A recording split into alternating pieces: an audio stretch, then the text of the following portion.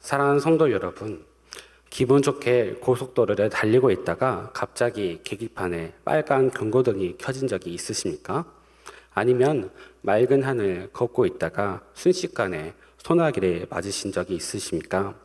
불과 몇 분 전만 해도 모든 것이 괜찮았는데 계획대로 잘 가고 있다고 생각했는데 예상하지 못한 상황이 찾아오면 우리의 마음에는 불안과 두려움이 찾아오기도 합니다.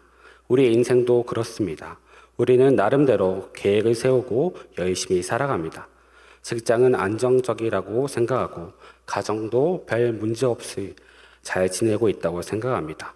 건강도 신앙생활도 꾸준히 잘 하고 있다고 생각하였습니다. 그런데 어느 날 예고 없이 폭풍은 찾아오기도 합니다.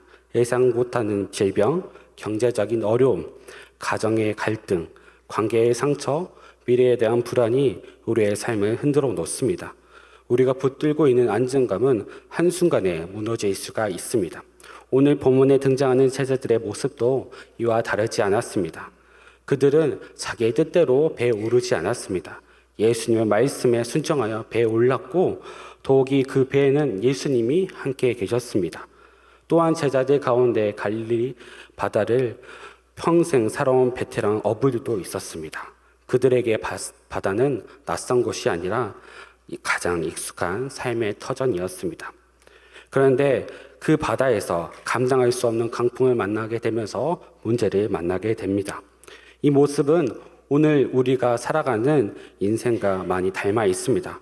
우리는 경험을 의지하고 능력을 신뢰하며 계획을 세워 살아가고 있습니다. 그러나 인생에는 우리의 경험과 능력으로 감당할 수 없는 폭풍이 찾아오기도 합니다.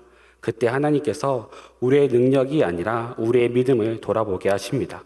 오늘 예수님께서 제자들에게 하신 말씀, 우리에게도 동일하게 들려옵니다.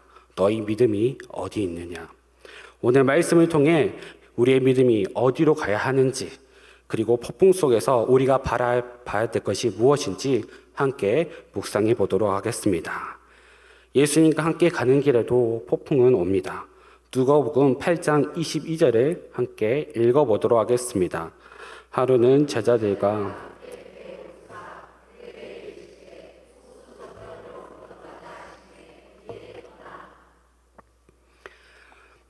예수님께서는 제자들에게 먼저 호수 저편으로 가자고 하셨습니다. 제자들은 자기 뜻대로 배에 오른 것이 아니라 예수님의 뜻대로 올라갔습니다. 그런데 그 순종의 길에서 광풍을 만나게 됩니다. 우리의 생각으로 이해할 수가 없습니다. 하나님의 말씀에 순종했는데 왜 폭풍을 만나야 하는가? 이러한 의문이 들기도 합니다. 하나님 뜻대로 살려고 했는데 왜 어려움이 찾아옵니까? 기도하며 결정했는데 왜 예상하지 못한 일이 생깁니까? 그러나 성경은 분명 이렇게 말하고 있습니다. 순종이 폭풍이 없는 삶을 약속하지 않는다는 것입니다. 오히려 하나님께서 순종하는 자와 함께 걸어가시며 폭풍 속에서도 하나님의 뜻을 이루어 가신다고 말하고 있습니다. 본문을 보면 제자들의 두려움은 짧게 기록되어 있지만 그 상은 결코 가벼운 게 아니었습니다. 배 안에는 갈릴리 호수에서 평생을 살아온 베테랑 어부들이 있었습니다. 베드로와 안드레와 야고보와 요한은 누구보다 그 바다를 잘 알았습니다. 갈릴리 호수는 그들의 삶의 터전이었고 풍랑도 낯선 일이 아니었습니다. 그런데 그런 사람조차도 우리가 죽게 되었습니다라고 외칠 정도였습니다.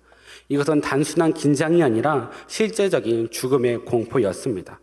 왜 그렇습니까? 그들의 경험으로 감당할 수 없는 폭풍이 찾아왔기 때문입니다. 우리의 삶도 마찬가지입니다. 의사 자신의 병 앞에 무너질 수 있고 상담가도 자신의 가정의 문제 앞에서 흔들릴 수가 있습니다. 아무리 많은 경험과 지식을 가지고 있더라도 인간은 한계가 있습니다. 제자들도 최고의 어부였지만 광풍 앞에서 무력하였습니다. 인간의 경험은 소중하지만 결코 우리의 삶을 붙들 수 있는 기초가 될 수는 없는 것입니다. 그러나 여기에 중요한 사실이 있습니다. 예수님께서 그 배에 있었다는 것입니다. 풍랑은 제자들을 위협했지만 예수님은 배에서 떠나지 않으셨습니다. 오히려 평안히 잠들고 계셨습니다. 왜 예수님께서 평안할 수 있었습니까? 이미 말씀하셨기 때문입니다. 호수 저편으로 건너가자. 이 말씀은 단순한 출발의 명령이 아니라 목적지에 대한 약속이었습니다. 예수님께서 말씀하셨으니 반드시 이루어질 것이었습니다. 풍랑은 예수님의 약속을 무너뜨릴 수는 없었습니다. 우리도 폭풍을 만나며 가장 먼저 해결을 위해서 집중합니다. 하나님, 이 문제를 해결하여 주옵소서. 이 상황만 지나가게 하여 주옵소서. 그러한 기도 자체가 잘못된 것은 아닙니다. 제자들도 우리가 죽게 되었습니다 라고 부르짖었습니다. 그러나 예수님은 풍랑보다 먼저 제자들의 믿음을 보였습니다. 왜냐하면 하나님은 단순히 문제를 해결해 주시는 분이 아니라 우리의 주님이시기 때문입니다. 우리는 종종 하나님보다 해답을 더 원할 때가 많이 있습니다. 그러나 하나님께서 우리에게 물어보고 계십니다. 문제가 해결되는 것이 더 중요하냐? 아니면 나를 신뢰하는 것이 더 중요하냐? 사랑하는 성도 여러분, 우리도 지금 인생의 폭풍 가운데 지나가고 있을 수 있습니다. 그러나 중요한 것은 폭풍의 크기가 아닙니다. 그 배 안에 누가 있느냐인 것입니다.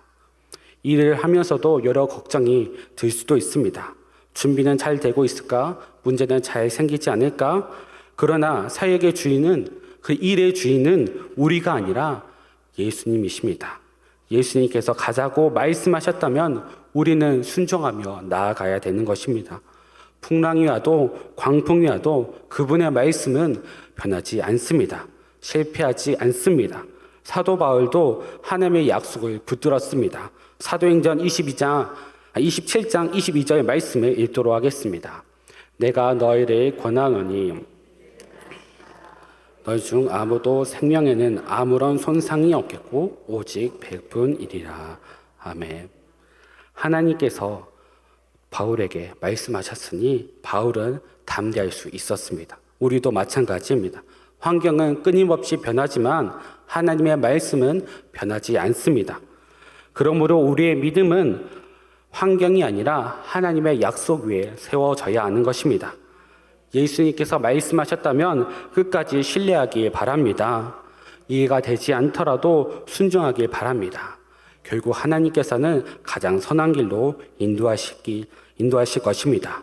그러므로 폭풍보다 말씀을 붙드시고 환경보다 하나님의 약속을 붙드시길 바랍니다. 여러분 삶 가운데 가장 확실한 하나님의 말씀이 있다면 여러분의 삶 가운데 흔들리지 않는 믿음이 허락될 것입니다. 그렇다면 폭풍 속에는 믿음은 어디를 바라봐야 합니까? 누가복음 8장 24절을 함께 읽어보도록 하겠습니다.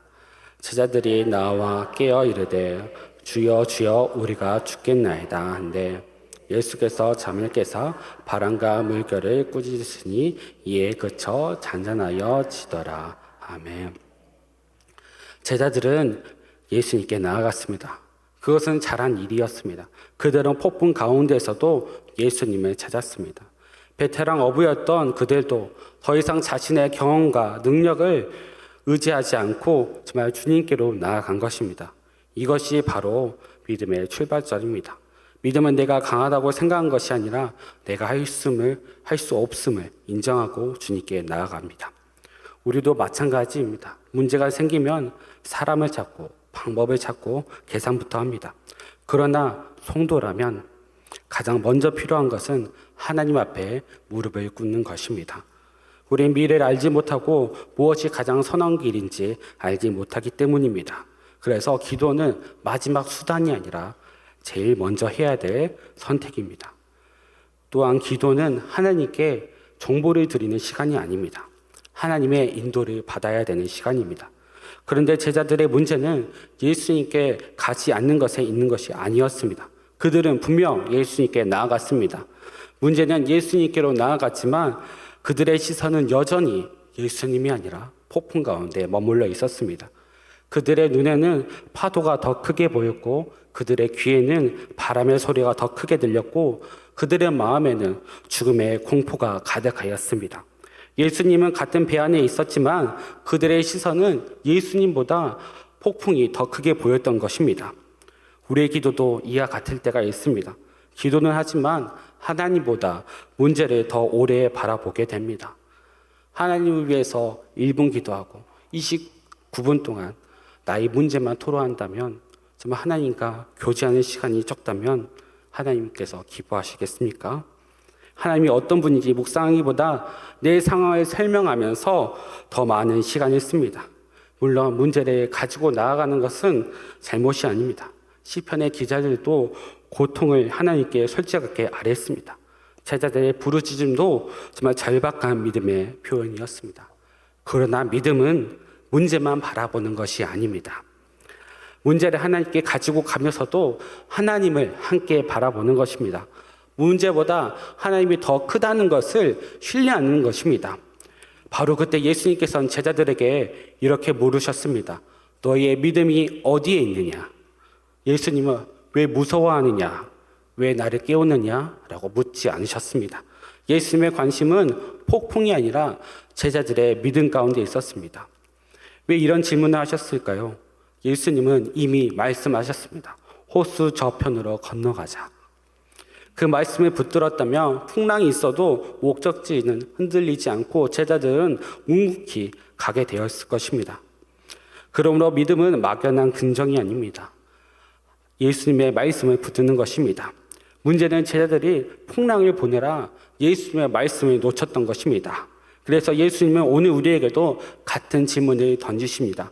내가 너에게 한 말은 어디에 있느냐? 내가 너에게 준 약속은 어디에 있느냐? 우리는 하나님의 말씀보다 현실을 바라볼 때가 많이 있습니다.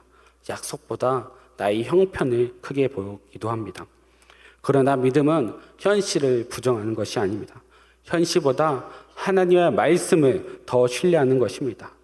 광야 가운데서도 하나님은 백성과 함께 하셨습니다. 폭풍 속에서도 예수님은 제자들과 함께 있었습니다. 그렇다면 정말 오늘도 하나님은 우리와 함께하고 계십니다. 그러므로 하나님의 말씀을 붙드시기 바랍니다. 보이는 현실보다 하나님의 약속을 붙드시기 바랍니다. 하나님이 시작하신 일이라면 그 과정이 우리의 기대와 다를지라도 하나님께서 자신의 뜻을 신실하게 이루어 가실 것입니다. 그러므로 하나님의 말씀을 붙들고 기도하시길 바랍니다. 호수 저편으로 가자는 말씀을 붙들고 풍랑을 건너갔던 것처럼 여러분도 지금 이 순간 하나님 나에게 주신 말씀이 무엇입니까? 나에게 허락하신 약속이 무엇입니까? 하나님께 매달리면서 기도해야 되지 않습니까? 나에게 주신 말씀을 깨닫게 하여 주시옵소서. 내가 그 말씀을 붙들고 나아가게 하여 주옵소서라고 결단하시길 바랍니다. 그렇다면 우리가 믿는 예수님은 어떤 분이십니까? 본문을 보면 풍랑은 잠잠해졌습니다. 바람도 물결도 잠잠해졌습니다. 그런데 성경의 저자 누가는 풍랑이 잔잔해진 사실보다 제자들의 질문을 더 강조하였습니다. 그가 누구기에 바람과 물에 명하여 순종하는가? 이것이 오늘 본문의 절정입니다. 누가 풍랑을 잠잠하게 하셨는가 보다 그분이 누구신가를 우리에게 묻고 있습니다. 예수님께서 풍랑을 잠잠하게 하신 이유는 단순히 제자들을 놀라게 하기 위함이 아니었습니다. 자신이 누구인지 제자들에게 알려주기 위함이었습니다. 유대인들에게 바다는 혼돈과 죽음의 상징이었습니다. 어쩔 수 없는 영역이었습니다. 그런데 예수님께서는 그 어쩔 수 없는 미지의 영역을 꾸짖으시고 말씀으로 순종케 하였습니다.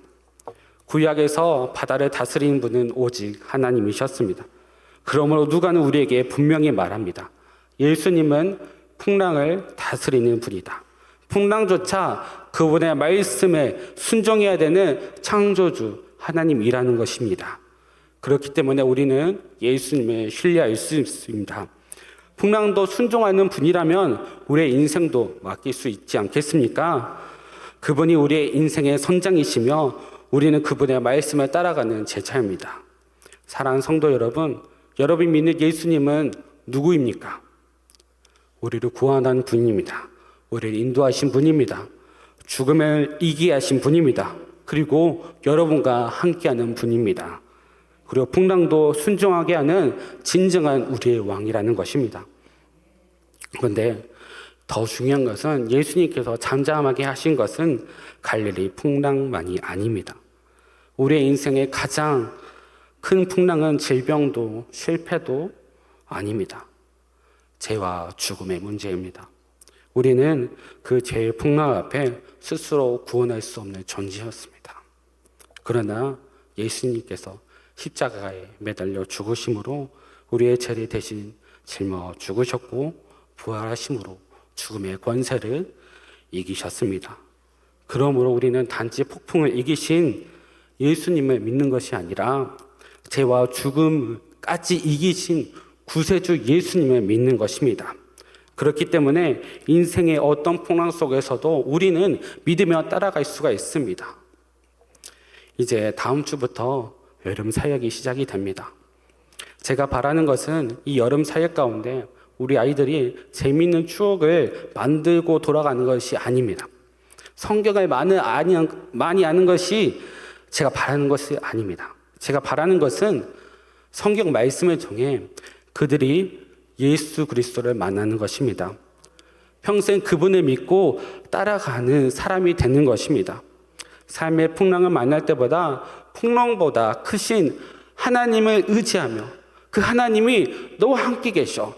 그 하나님 믿고 흔들리지 마. 변하지 마. 언제나 너를 지켜주실 거야. 라는 그 메시지를 꼭 전하고 싶습니다. 이 메시지를 붙들고 가고 싶습니다. 왜 이게 중요합니까? 우리 아이들은 언젠가 자신의 인생의 풍랑을 만나게 될 것입니다. 우리가 그 모든 풍랑을 막아줄 수 없습니다. 부모도, 교사도, 교회도 아이들의 삶을 끝까지 막고 살아줄 수는 없습니다. 그러나 우리는 한 가지 확신할 수 있는 것이 있습니다. 하나님께서 자기의 백성을 끝까지 붙드시고 언제나 함께 하시며 결코 버리지 않고 풍랑에서도 어떤 문제에서도 지켜주신다는 것입니다. 그래서 우리 아이들에게 정말 세상을 살아가는 방법만 가르치는 것이 아니라 어떤 상황 속에도 붙들어야 되는 예수님을 알아야 되는 것입니다. 세상이 아무리 빠르게 지나가더라도 정말 산과 강산이 다 변화도 내가 가지고 있는 모든 재물과 그리고 휴대폰도 변하고 모든 환경이 변하더라도 한 가지 변하지 않는 것이 있습니다. 바로 하나님의 말씀, 복음은 절대적으로 변하지 않습니다. 그래서 이번 여름 사역 가운데 우리 아이들이 예수님을 만나고 예수님을 인격적으로 믿고 하나님 말씀 위에 삶이 세워진다면 어떤 풍랑 속에서도 믿음 가운데 살아갈 자녀가 될 것입니다. 그 믿음이 우리 모두에게 이어지고 우리 교회를 통해 계속 이어져 갔으면 좋겠습니다. 사랑하는 성도 여러분, 오늘 본문은 단순히 풍랑에 대한 이야기가 아닙니다. 풍랑은 배경이며 예수님이 주인공입니다. 제자들은 풍랑을 만났지만 그 풍랑을 통해 예수님을 더욱 깊이 알게 되었습니다. 오늘 우리도 마찬가지입니다. 예수님과 함께 가는 길에 풍랑이 찾아옵니다. 그러나 그 폭풍은 하나님의 약속을 무너뜨리는 것이 아니라 하나님과 함께 하심을 경험하게 되는 자리입니다. 그리고 또 폭풍 속에서 우리의 믿음이 시험 받을 수도 있습니다. 그러나 그때 우리는 문제보다 하나님의 말씀을 붙들어야 됩니다. 환경보다 약속을 더 신뢰하고 두려움보다 주님을 바라보는 성도님들이 되시길 바랍니다. 그것이 믿음입니다. 그리고 세 번째로 폭풍은 결국 예수님이 누구이신지를 드러냅니다. 풍랑도 순종하는 예수님은 단순히 선생님이 아니라 만물을 다스리는 우리의 주님이시며 왕이십니다. 그러면 우리에게 가장 중요한 질문, 여러분은 예수님을 누구로 믿고 살아가십니까? 문제 때만 찾으십니까? 기도할 때만 찾아가십니까? 아니면 내 삶의 주인이십니다. 내 인생의 선장입니다. 내 미래를 맡길 수 있습니다. 라고 고백하십니다. 하십니까? 믿음은 풍랑이 없는 삶이 아니라 풍랑 속에서도 하나님과 동행하며 평안을 얻고 세상 가운데 살아가는 것입니다. 오늘 우리는 설교 시작 전에 경로대학 선생님들의 특성을 들었습니다. 그 찬양을 하면서 한 가지 생각이 들었습니다. 이 성도님들이 풍랑이 없는 인생을 사신 분들이 아닙니다. 삶의 수많은 풍랑을 지나오면서 그 과정 속에서 하나님께서 베푸신 은혜를 경험하신 분입니다. 오늘 본문의 제자들처럼 그가 누구이게 라는 고백 가운데 나의 아버지라고 고백하시는 삶을 살아오신 분이라는 것입니다. 그래서 오늘 또 하나님을 찬양할 수 있고 그 믿음으로 경로대학 어르신들에게 정말 하나님을 만나는 기쁨, 하나님의 사랑을 정말 기쁨으로 전하고자 수고하고 헌신하고 계시는 것입니다. 이러한 하나님은 나의 아버지라고 믿는 이 믿음이 계속해서 이어져 갔으면 좋겠습니다. 이번 여름 사역은 단순한 사역이 아닙니다.